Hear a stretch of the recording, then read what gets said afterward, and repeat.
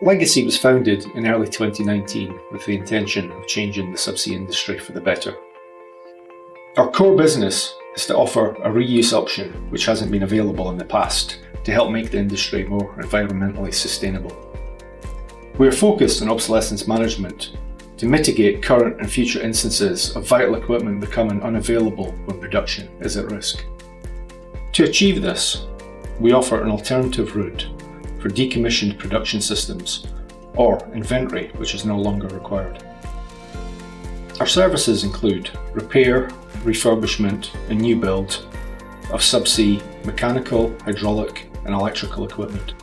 In addition, we also offer test and assembly services using our internal and external test pits, and we also have a capability to handle assemblies of up to 75 tons.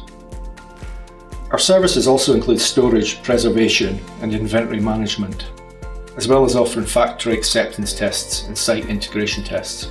At Legasea, we feel that it shouldn't be all work and no play, so recreational facilities are available on site for our team to enjoy.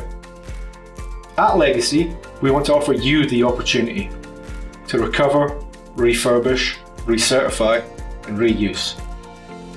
For further information, please visit legasealtd.com.